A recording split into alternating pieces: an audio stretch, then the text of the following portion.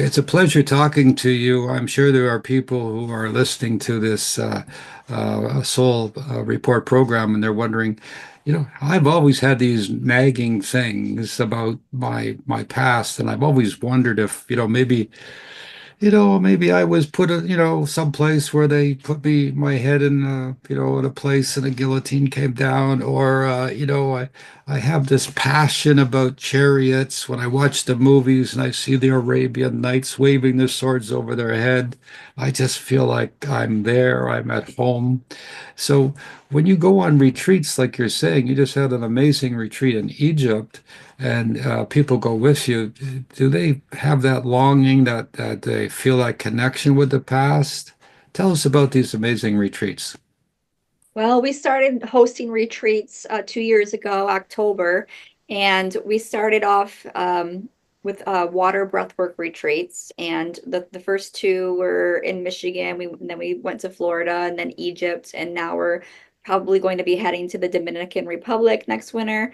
Um, we evolved from just water breathwork retreats to spiritual retreats such as Egypt. And most people that find us are interested in healing themselves by whatever means, whether they have a connection to Egypt or not. We did include breathwork meditation with tuning forks in the Pyramid of Giza. We intentionally set healing intentions the night before in deep meditation as we could see the pyramids from our balcony. We connected with the pyramids beforehand through meditation, of course, and breath work, and then we went in there. We had to get through a couple people, who were trying to stop us because I guess meditation is illegal. I don't want to say anybody can do this, but I found some connections that allowed us, my group, to do this, and very luckily, and I'm very grateful for that, that opportunity to sit and pray and with our healing intentions, using the power of the Om tuning fork and chanting Om and doing some spinal breathing in the Pyramid of Giza. So this was very enlightening for everybody who came. It was a new experience. It was powerful for the people who absolutely wanted healing. Yes.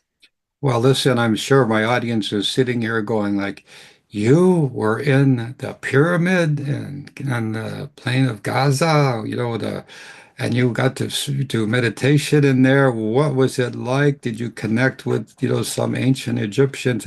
I mean, I'm a little envious myself. I mean, here you were. Not too many people get to do that. I mean, go to visit the pyramids. Of course, thousands of tourists are there all the time. So tell us, what was it like inside with, like, was the building cold, was the pyramid cold, or was it full of electricity? What did you feel when you went in? Do you know that it took a hike upstairs to get to the king's chamber? And so we were very warm by the time we got there.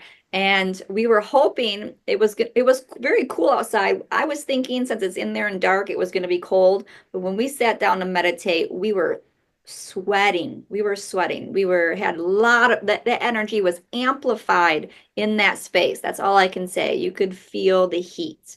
So it was dark, it was cold. I mean, the walls were cold, but the heat in the body and in our energy was on fire. Wow. So that when you touched the walls, they were cold. Of course, they're stone, but you could feel this amazing energy around you. Yeah, it was very beautiful. It was, that the energy in there is amplified. Yeah. Well, people are these days are saying that the pyramids were actually generators, Right. and that goes with magnetism and electricity or some unseen energy that they were generating. So did you feel wonderful, enlightened? Did you float? Did you have visions of Egyptian past? What happened in there when you were meditating? Well, after I went through, because I was leading the meditation and I went through and touched each person with the Om fork, I was able to finally sit in my own meditation where I connected with Isis, my past life with Egypt. Wow. And I was able to see the new earth. And basically, what I saw was my children's children's children. They were organic farmers, and what I saw of the new earth was covered in just lush green, beautiful blue skies, and it was my galactic ancestors were showing me. just what's possible. It was very beautiful. So you were looking ahead at a world that was now like a jungle? It was very beautiful, like just rows and rows of fresh foods and greens, and yeah, it was beautiful. Hmm.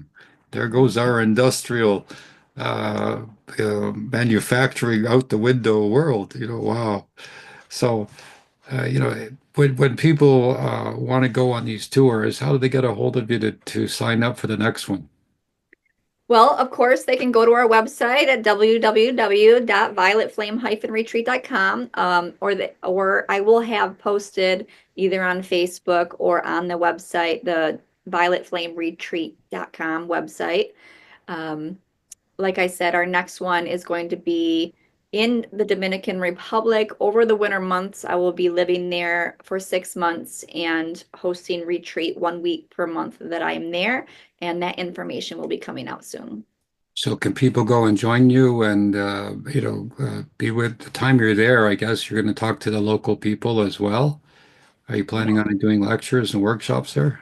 Yes, so my idea is I'm going to be bringing on small groups, 1 week a month that I'm there.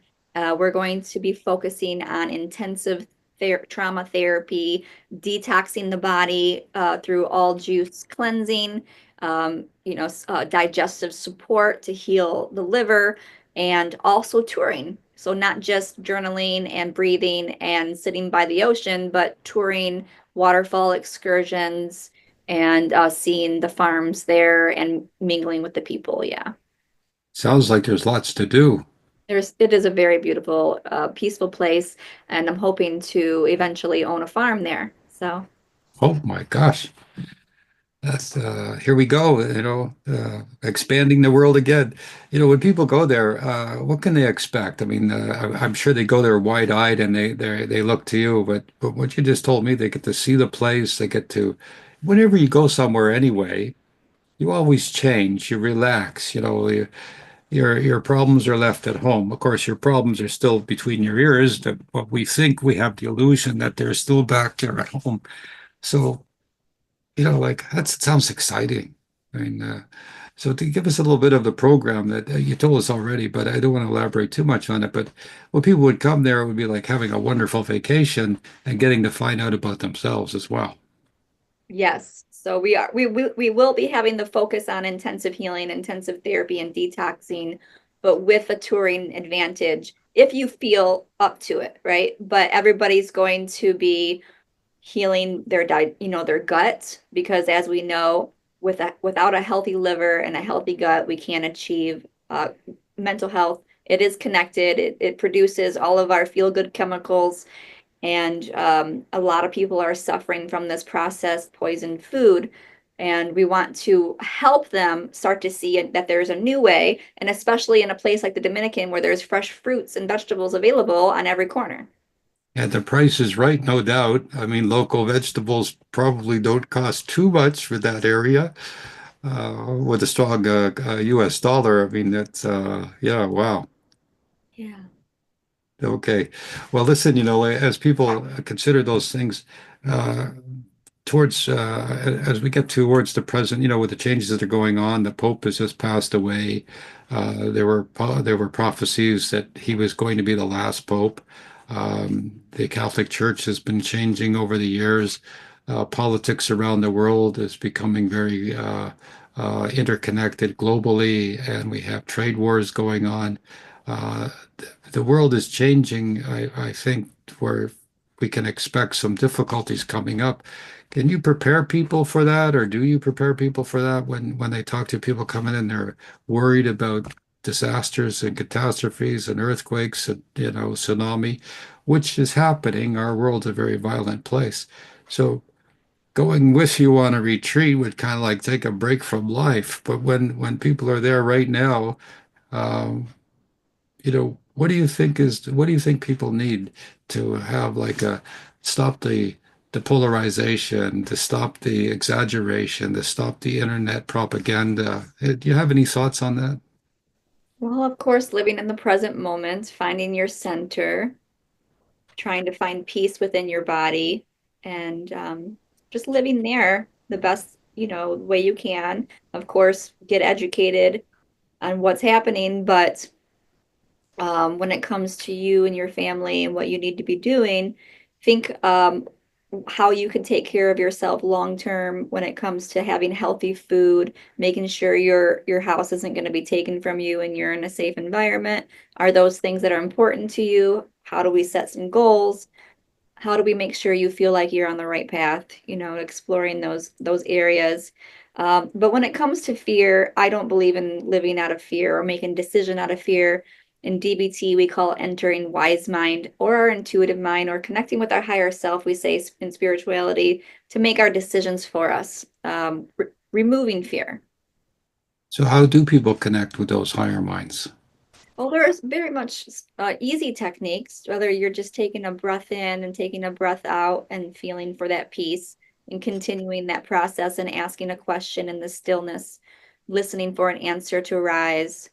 That's probably the most simple way to do it but if you're consumed with fear, then we're going to need to do some trauma release breath work before you'll feel that peace. And it happens quicker than you think.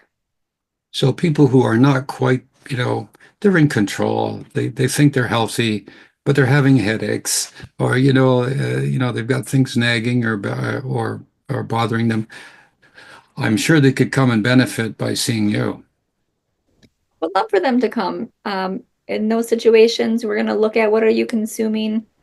What are you not consuming that you should be, right? What are your vulnerabilities? What do we got to do? Definitely. Okay, so everybody's wondering, what's in it for me if I come and see you? What can you do for me? And so that's why I kind of asked. There are people who are reasonably healthy, but they might be having something. They might be masking something. There might be something just under the surface that you can help them with and enlighten them and bring it out. But as we get to the close of the show, tell me more about your ambitions in the world. This is amazing. You're going to live in South America or Well, Central America, I should say. I'm going to be there for the winter, so approximately 5 to 6 months. I'll be living there, starting this year, 2025 to 2026. And then, we'll see if I'm going to be buying a farm down there within the next couple of years, or it might take a little bit longer to might not be moving completely down there. Now that my son's in the Air Force and my other son is on his own, I do have some travels planned in the United States and some retreat ideas planned for the United States as well. But I am getting credentialed with in 5 major insurance companies in all 50 states. So that is going to spread business for me. I'm going to be able to start seeing clients virtually in all 50 states. Okay, well, as an ordained minister, tell us a little bit about the Golden Lotus Yoga for Spiritual Awareness organization. What's that all about? Oh, beautiful. Yes. So their guru is Yogananda, Paramahansa Yogananda, Babaji, Krishna, the lineage of yoga. And I have been practicing. I became a Kriya ban, what they call a Kriya ban, about 4 or 5 years ago. And I've been practicing Kriya, which is a form of yogic breath work to achieve spiritual consciousness or awareness. And once I was able to master that, I connected with a minister who has been doing a one-on-one teaching here at the center. He comes in every week and we sit and do a sermon together once a week in the evening. It's free for the public on Tuesdays, where he teaches spiritual enlightenment while we meditate. And he's preparing us to become ordained. I actually get ordained in May, but I've been doing the studies for several years. And so he's preparing us to be able to initiate people in what's called Kriya, which is the powerful breath work that the yogis believe can help you achieve consciousness. Well, it's been a pleasure to have you on the show today and to find out more about your exotic trips to faraway places, especially as you're going to go down and live there for a month in this, I guess it's pretty warm down there and kind of comfortable and reasonably priced. Thank you. I really appreciate you having me here and talking with me. I love to talk to you. So anytime. Well, yeah, I might just pack a bag and I might show up on your doorstep and You say, are "Hi, always welcome. cousin, here we go. What's this place all about?" You know what? If you want to rent my house in Michigan for the winter, you can do that too. You can have your own USA home. Well, thank you kindly. We'll see about that. Okay, my guest today has been Jessica Cottrell. She is, let's see, all these credentials. She is a licensed professional counselor specializing in trauma relief. As she knows, she's an extensive expert in breath work. She is quite intuitive, and she's an ordained minister from the Golden Lotus Yoga for Spiritual Awareness. And apparently, she's a world traveler who's gone back to some ancient times, and she's here to help you. All you need to do is to contact her through her website, which is www.violetflame-healing.com. Once again, it's a pleasure to have you on. I wish you much success in life. Thank you so much. Love you. I love you back. Okay, my friends, thank you for joining us on the Soul Report. We hope today's conversation has enriched your journey and ignited new perspectives. Don't forget to subscribe to our show. We really would love you to subscribe to the Soul Report. For more inspiring stories and to follow us on other media channels, I would greatly appreciate it. Until next time, keep nurturing your spirit, seeking knowledge, and spreading positivity. Remember, the growth of your soul is the most exciting journey you can embark on. I'm your host, Dr. Douglas James Cottrell. Until next time, peace and prosperity.